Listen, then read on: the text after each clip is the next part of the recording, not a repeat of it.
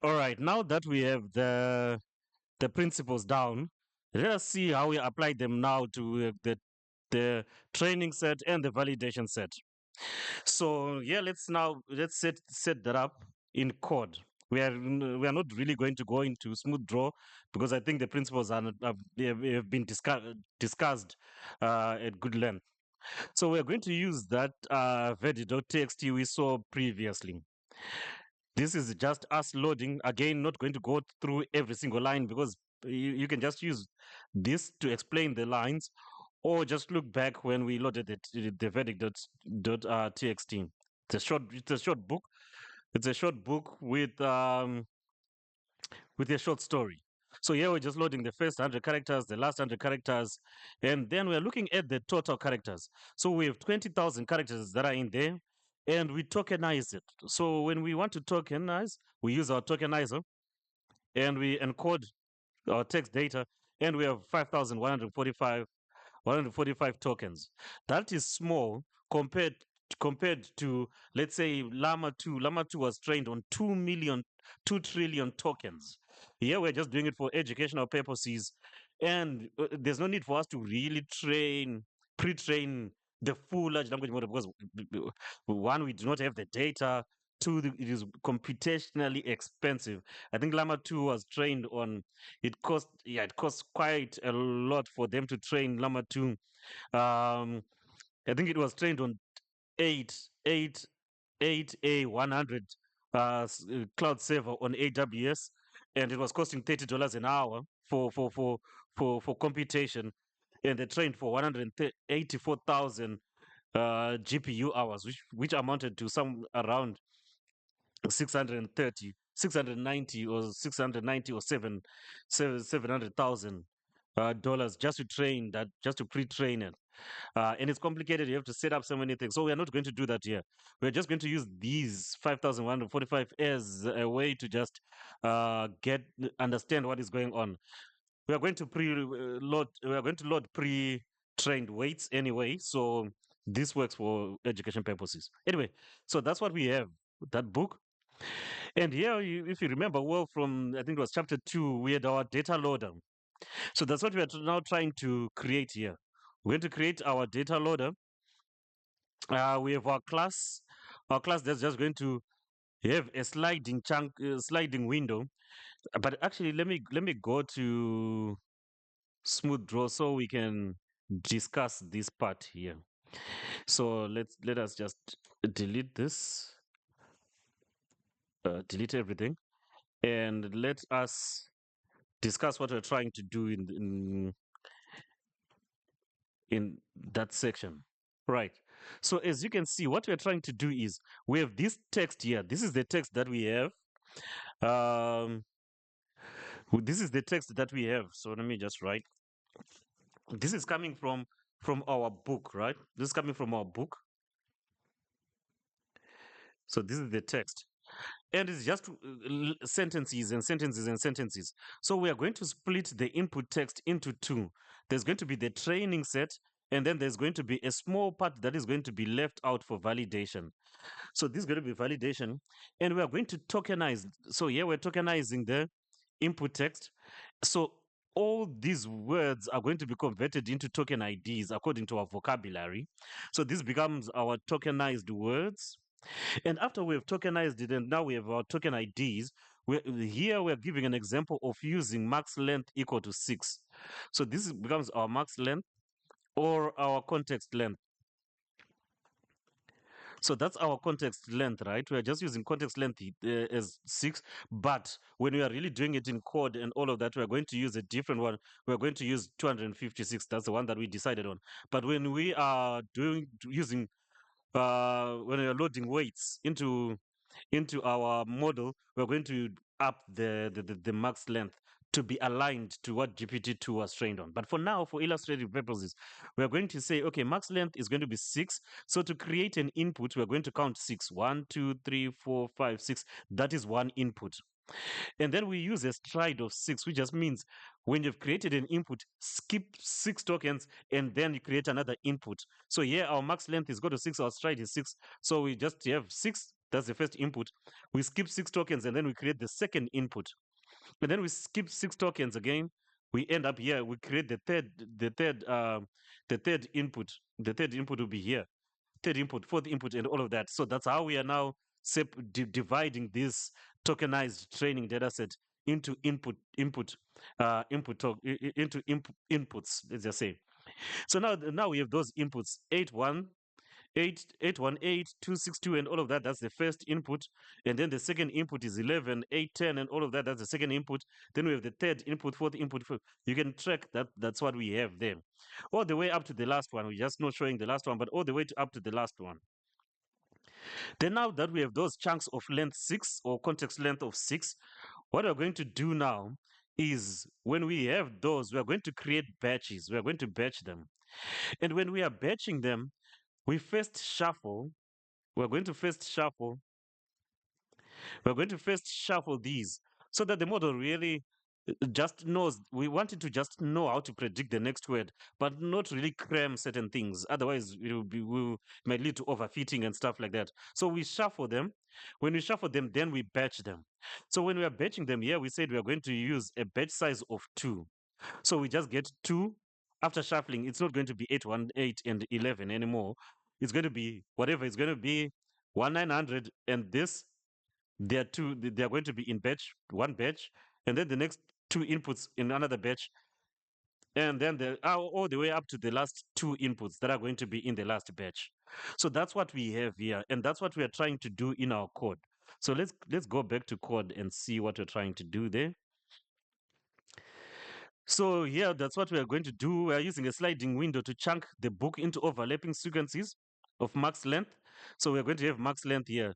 So we have our input chunk and then our target chunk. You know, the target chunk is just +1 of the input chunk. We just shift by 1, all of that. That's what we're just doing here. And then we create our data loader. So we tokenize, we create our tokenizer. Our tokenizer is GPT-2. Our data set is going to use this GPT set v1, this one here, giving it the text, giving the tokenizer the max length that we'll give it, and the stride.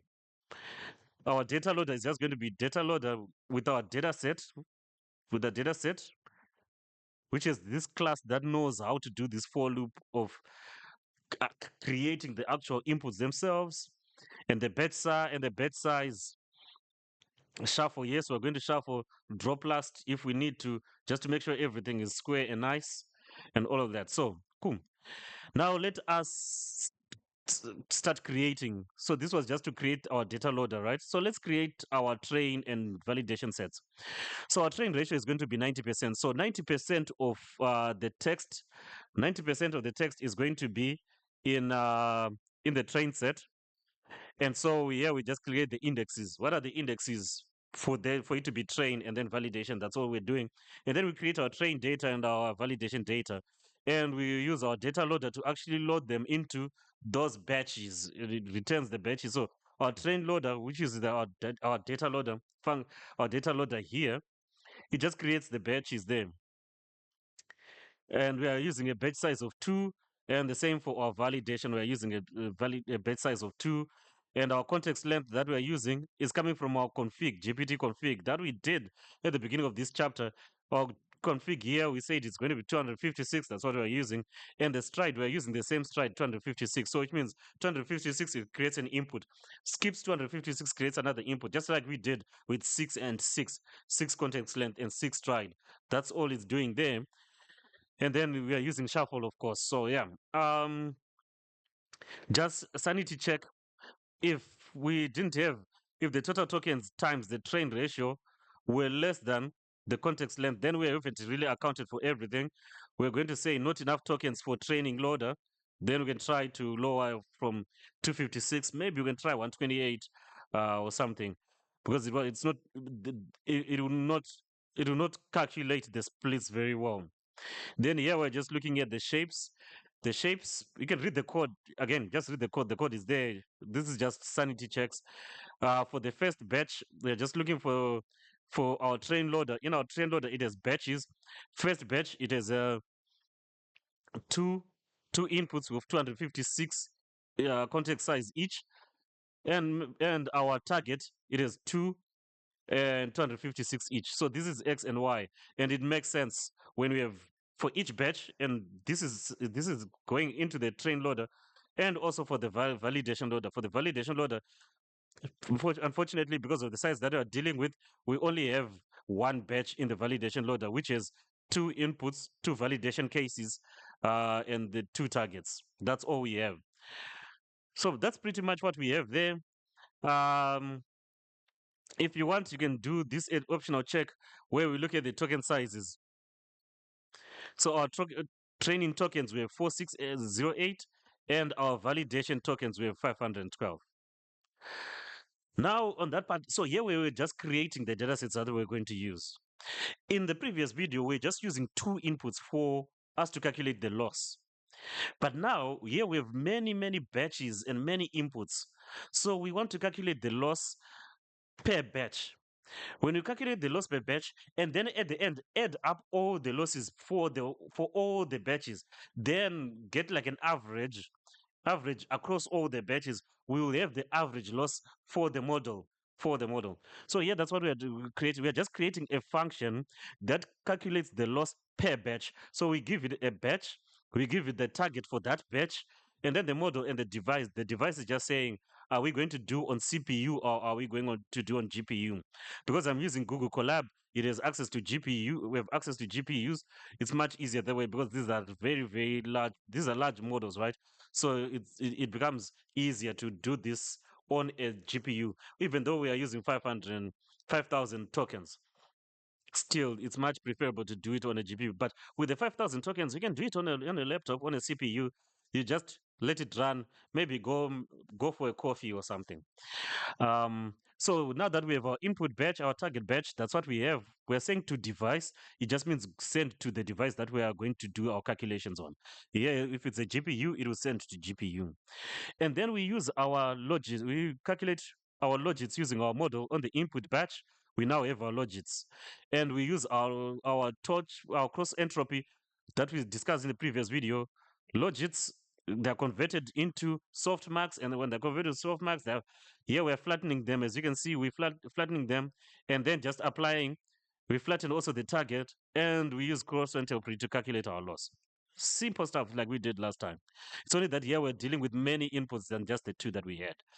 And after we've done that, we have calculated the loss on a single batch.